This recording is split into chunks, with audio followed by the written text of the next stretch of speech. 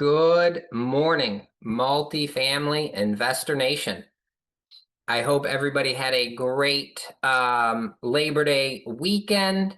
If you can, while we are getting started here, jump into the chat box and let me know where you are joining us from. I would love to hear where we have folks joining from. If you are around the world or in a particular state, let me know. Use that chat box and we will get started in just about 1 minute.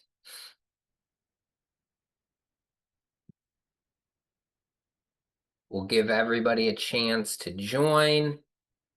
And again, pull up that chat box. Let me know where you are joining from. Today's webinar topic, we will be going through the timing of buying, selling, refinancing, and many more things related to apartments and multifamily properties. So I see folks in here from Washington, D.C. Welcome. Thank you for using that chat box and letting us know where you are joining from. With that being said, we will go ahead and get started. Again, today's webinar topic, buying, selling, and refinancing.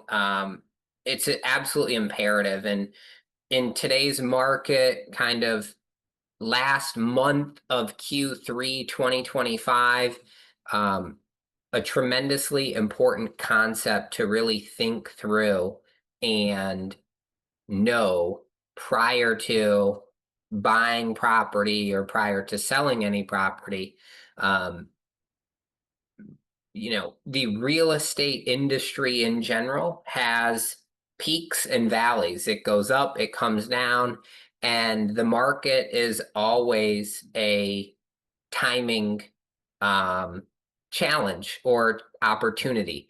If you bought a multifamily property, let's see, 10 years ago in 2015, and you held it for 5 years and sold it in 2020, you would have had a highly likely a profitable exit of buying that property and selling it 5 years later per an underwriting model. If you bought a property in 2020 and you are holding it for 5 years and selling it in 2025, chances are it may not be a profitable outcome. Timing is really important. Timing is something that we don't control as investors, but you need to plan and think about those different opportunities. And so when I think about today's marketplace from a buy perspective, I think there's good opportunities to buy. You need to do your due diligence, do your research, really understand the market, the fundamentals of the property, and understand what your hold strategy is. Thinking about buying, I think it's really hard to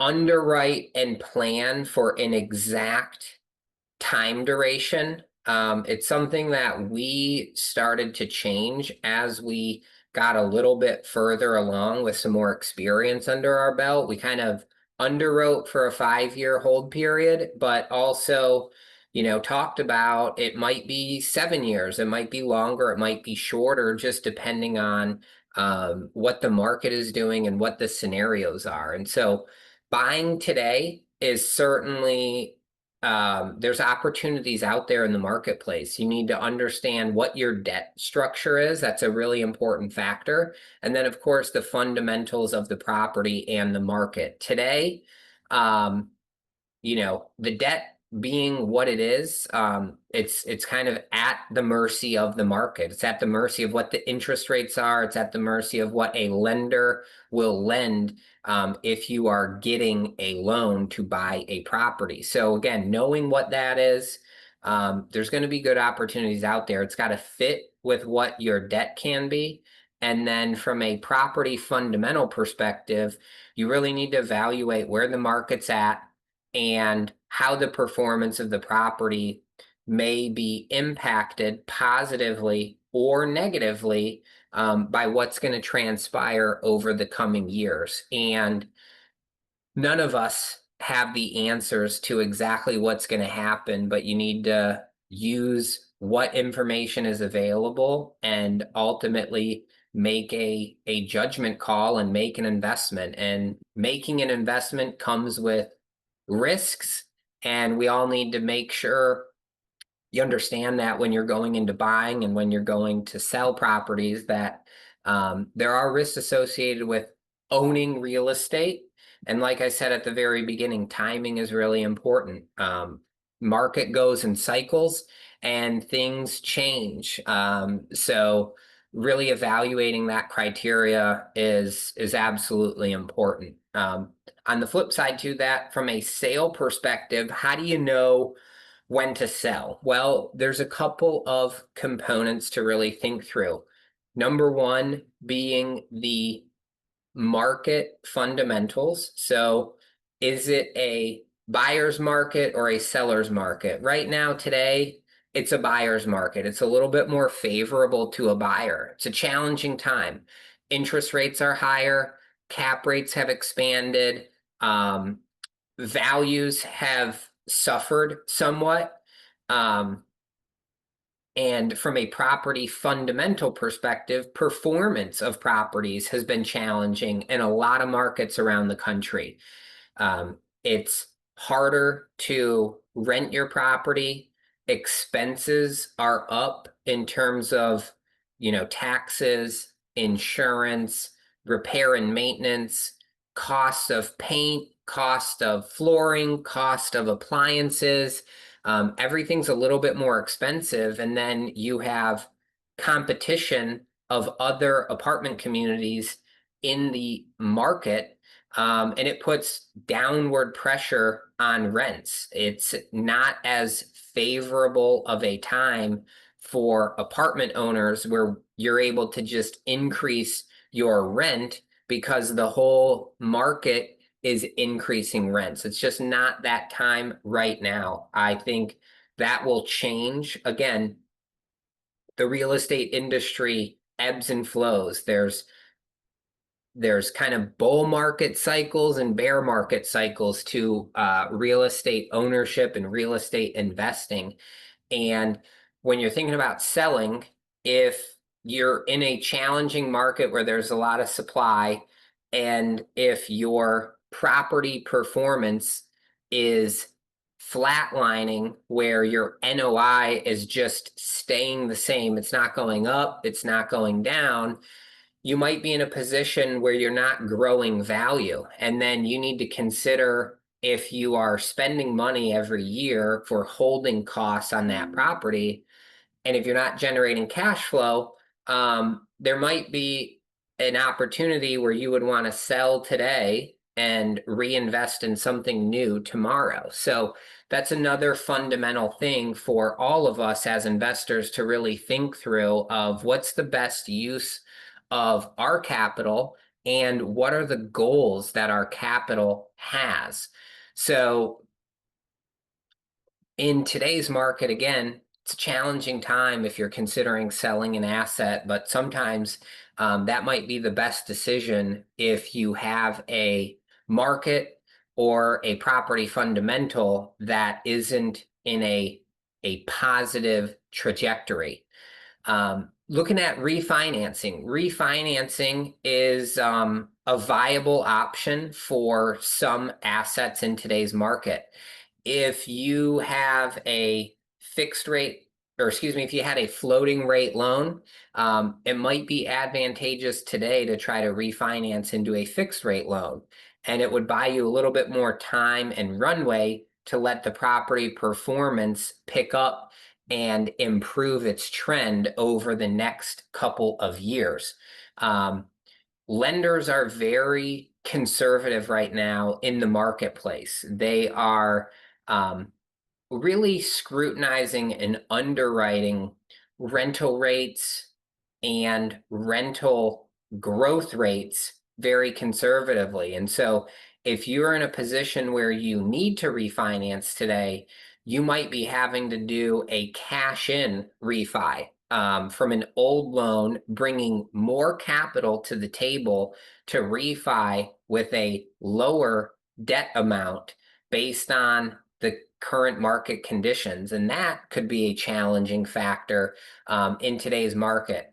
If you have a property that has a really strong value add story where you can increase rents by doing work and improving the asset, I think there's a lot more lender competition to give loans for those value add type deals because lenders can underwrite a little bit more precisely to where your income will be a few years down the road if you're able to increase the condition of the property, increase the rents at the property. That's a kind of tried and true story that lenders can really get behind. It's really difficult today for lenders to get behind a story of rents increasing in a market or for a particular property just because the rental rates are gonna go up. I think we've seen a lot of financial experts out there or multifamily housing experts out there sharing reports, even CoStar, for example, one of the leading real estate industry software and news platforms, data mining companies, um, has been wrong in the past. And that's, again, it's not something as an investor you can control. You need to make your best decision and judgment at the time the information is available and know that things are going to change. It's not going to look exactly how a rental rate report came out or what a market growth rate might be over the next 12 months. It's going to vary from what that report says. And so, again, that's just something as an investor, you need to be able to stomach and take on that risk. Again, you got to make a judgment call. You have to make a decision and move forward, either buy it, either sell it, either refi it, because we don't have infinite time on our side. You have probably a maturing loan. You have a investor pool that might need their capital back, want their capital back, a variety of different reasons. So there's not infinite time for an investment.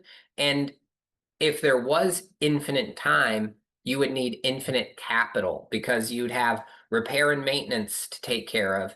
You would have other financial requirements to either pay down a loan amount to refi and extend or other factors and variables. And so there's a lot of different pieces to think about whether you're going to buy, sell, or refi.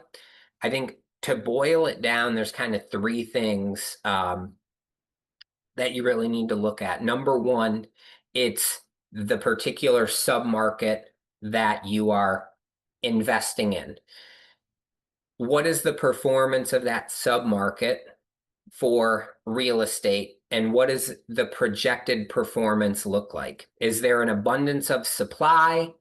If there is, that might be a hard time to achieve your business model.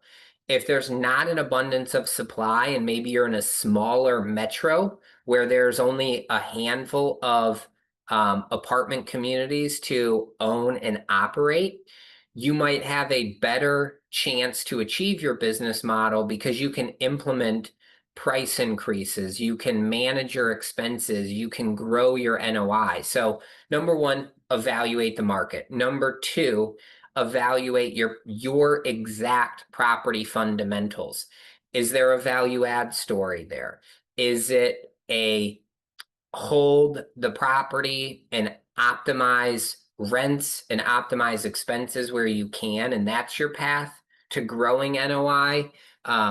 Is it just holding it for a few more years in hopes that the general real estate trend kind of comes out of this bear market and things start to improve for the real estate industry in general?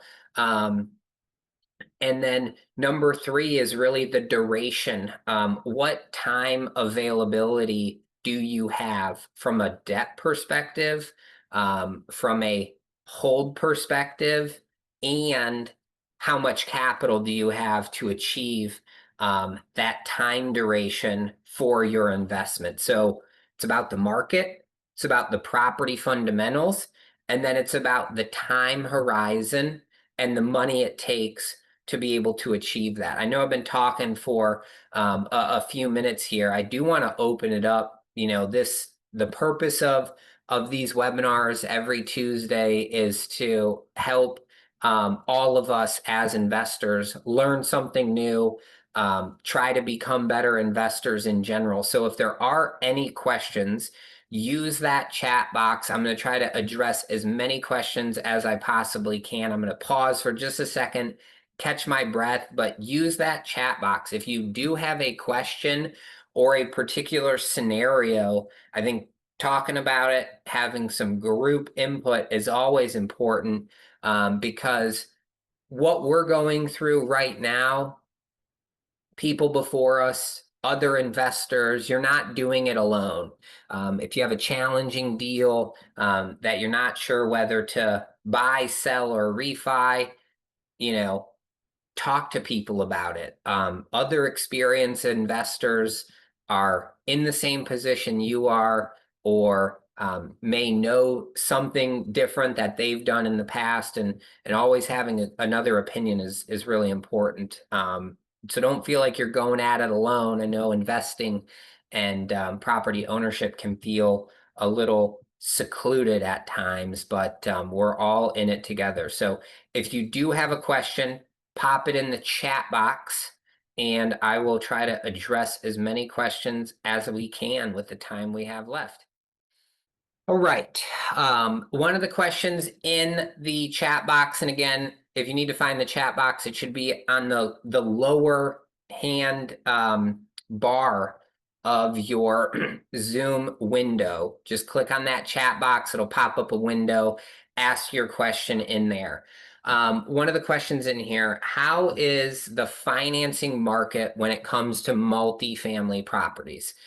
Financing market right now is available. There are lenders out there that are originating new loans, they are refinancing old loans, and there is liquidity and capital available for the multifamily industry right now.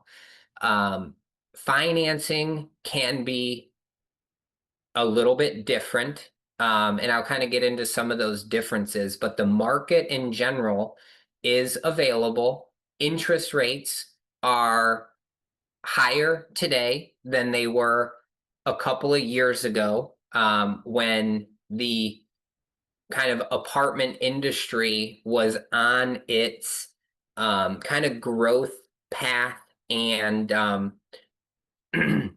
higher valuation. So over the course of 2020, 2021, 22, 2023, interest rates were low, cap rates were compressing over that time, and property values started to get to all-time highs.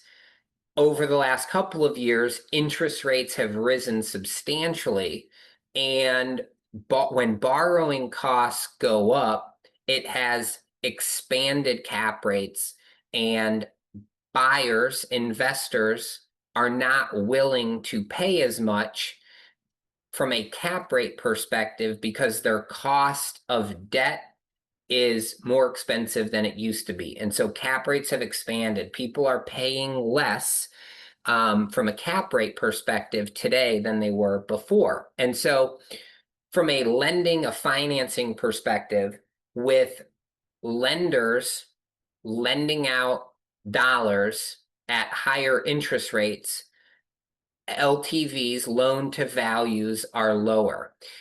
Lenders are still wanting borrowers to confine to their lending requirements, typically some sort of debt yield test or a debt service coverage ratio, DSCR test. And so financing is available. The terms are not as great as they used to be. And so you just need to evaluate what those new terms are. It's why I said earlier, if you're looking at refinancing a deal today, you might actually need to bring cash to closing. Whereas a few years ago, you might have been able to refinance and get cash out by getting a higher loan amount. So lenders are very conservative. Not only are they charging higher interest rates today, they're lending a little bit less from a loan to value perspective because they want to be conservative in making sure the property as it sits today can meet their lender requirements, a debt yield test, a DSCR test, an LTV test.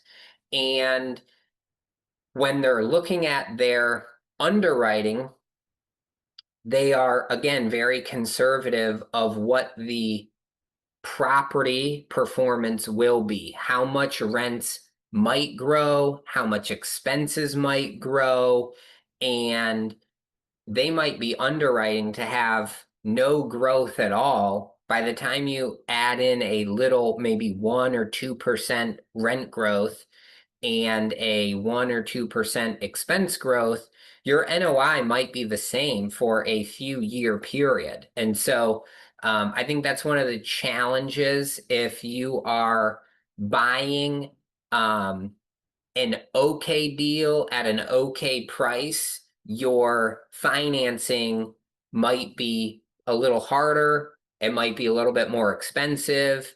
You might bring more equity to the table than debt. And so that's going to be a challenge in the financing market.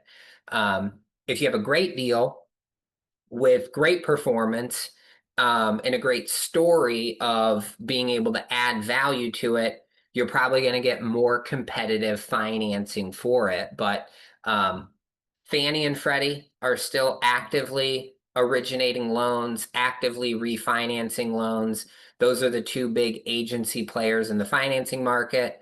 A lot of banks are still actively in the business, as well as some private lenders and life insurance companies. And so financing is readily available. It's just going to be a little bit harder, more costly, and require more equity than it did in the past. So it's one of those things as investors, you got to come to the reality of what the market is at today and evaluate each deal with this new kind of financing normal.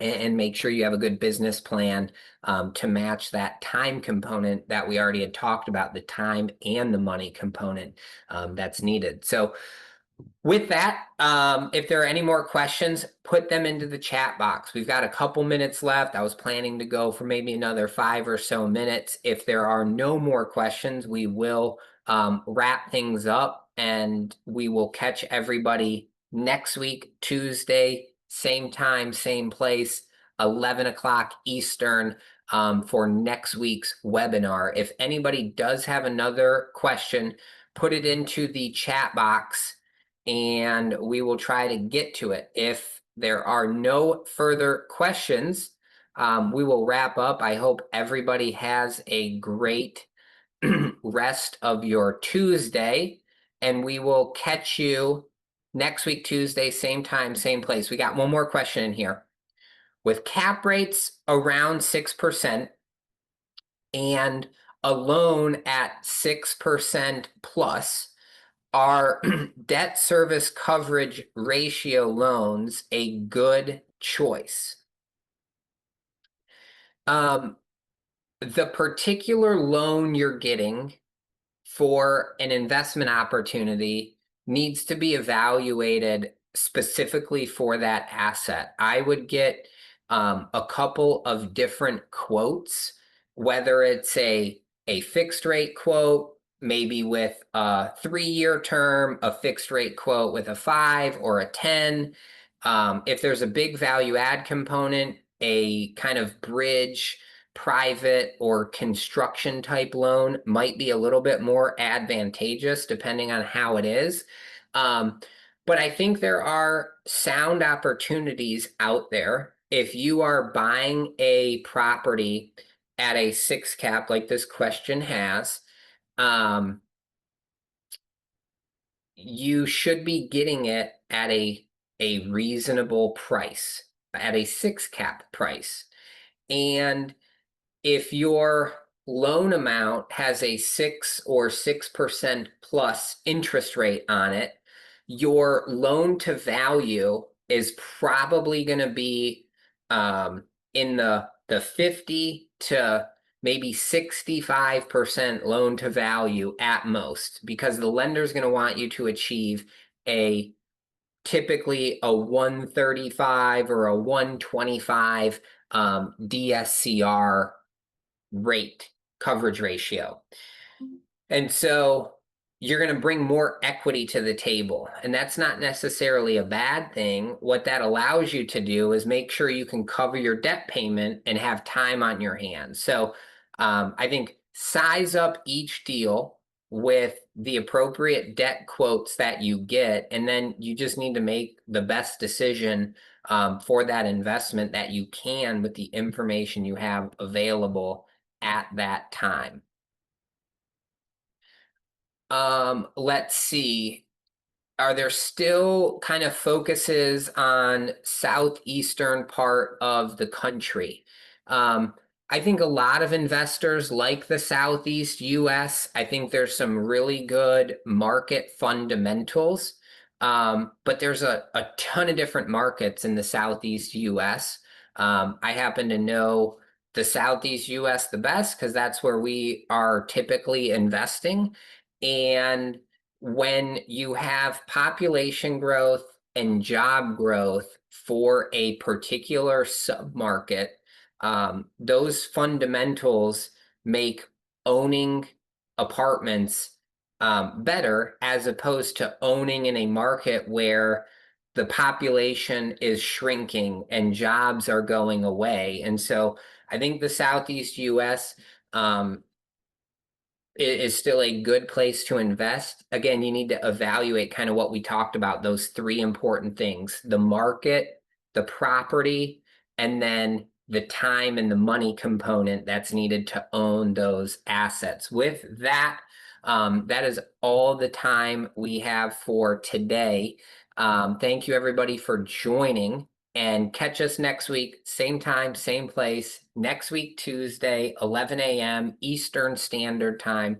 Thank you, everybody, for joining this morning. I hope you have a wonderful rest of your Tuesday and a great week ahead. Take care.